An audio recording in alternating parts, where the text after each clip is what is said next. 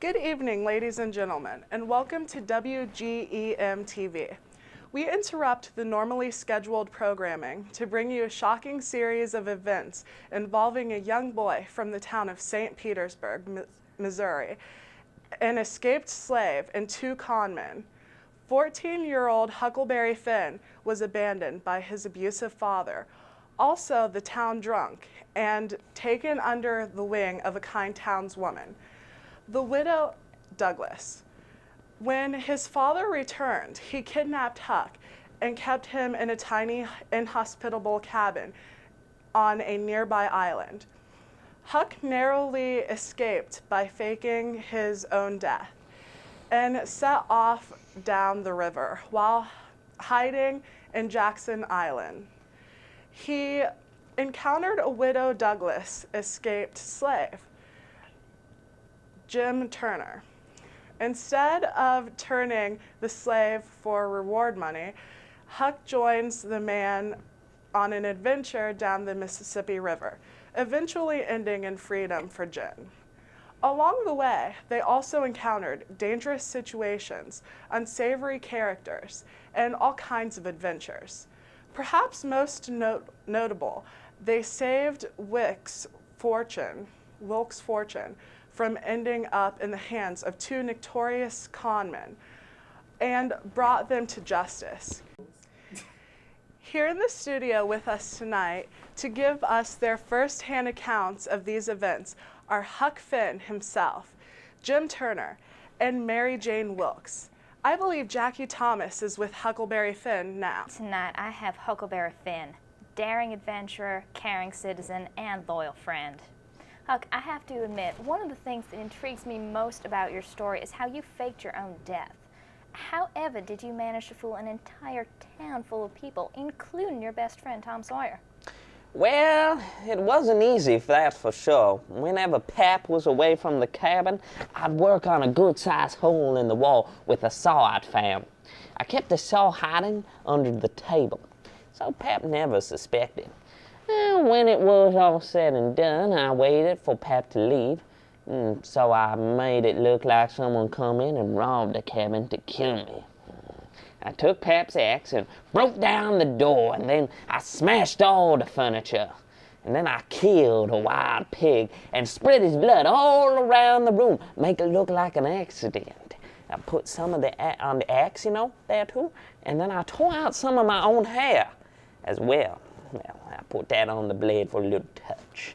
And then I dragged a sack full of rocks from the cabin door all the way down to the riverbed, make it look like someone done dragged my body all the way across the ground.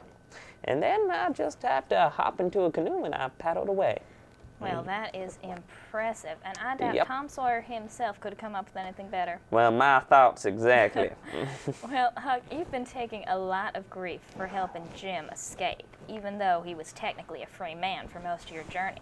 Now, why would you take that risk? You had to have been aware of how dangerous it was. Well, I knew it was dangerous, and I was scared we were going to get caught the whole time. But Jim here's my friend, and he's more of a dad to me than Pap ever was. Hey, old Pap got me with a couple of bruises and a mighty lot of fear. Jim cared about me, and he worried about me when I was away from the raft. He stood my watches for me so I could really get some sleep. He took me way down to the river the whole way. I don't care what people say about how I'll go to hell for what I'm doing. I don't care. I'll go to hell. He don't deserve all them pranks I played on him. Like when I hid in the fog and came back round and pretended it never happened. I wish I'd been better to him sometimes. He sure was to me. Well, that is an incredibly moving tale, Huck. Well, now that you've had the adventure of a lifetime, what are you going to do? Well, I was planning to go out west for a while. Lots of adventures be had out there, and I figure it'll be good to get away from everything for a while. Just be out in nature, 'cause it's mighty peaceful when you're out in nature. I agree. Well, thank you, Huck, for sharing your story with us tonight. Back to you, Betsy.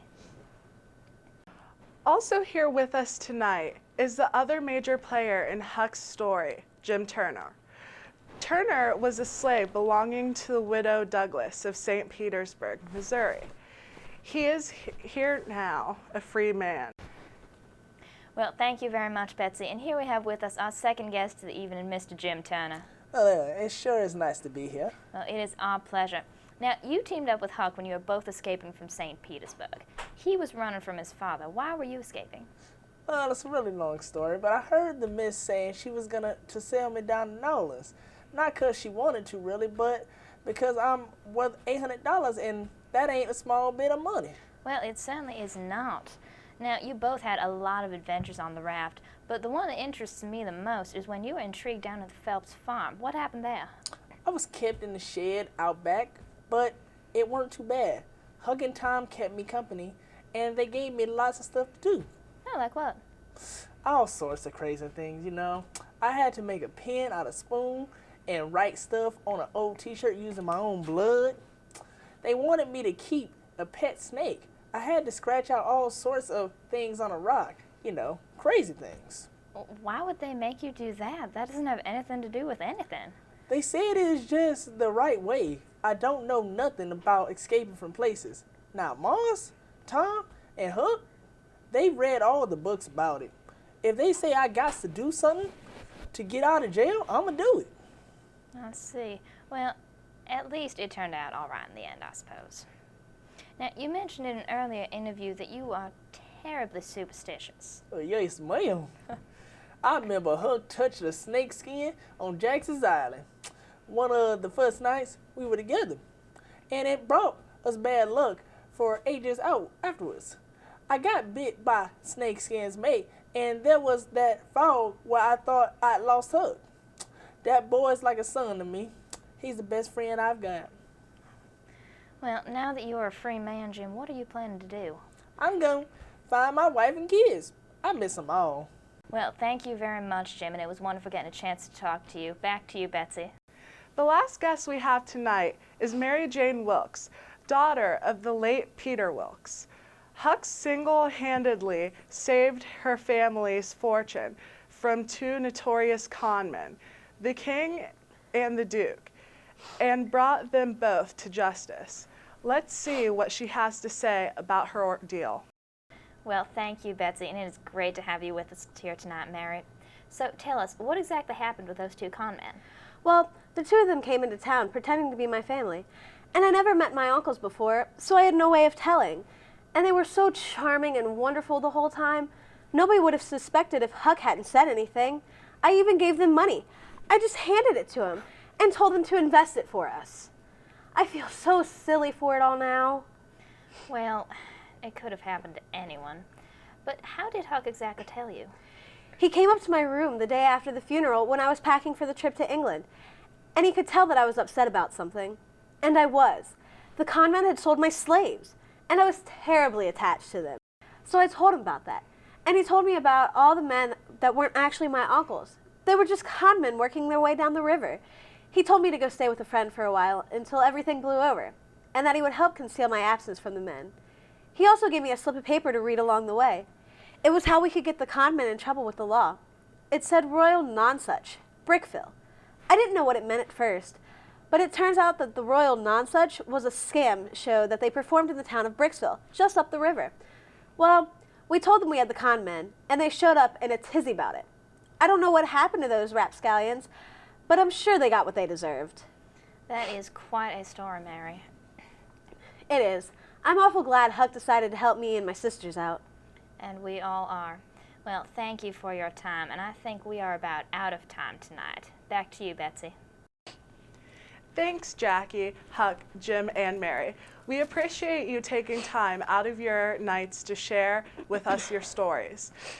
Coming up on WGEM TV, Judge Thatcher's latest trial, and exclusive coverage of Tom Sawyer's latest mischief.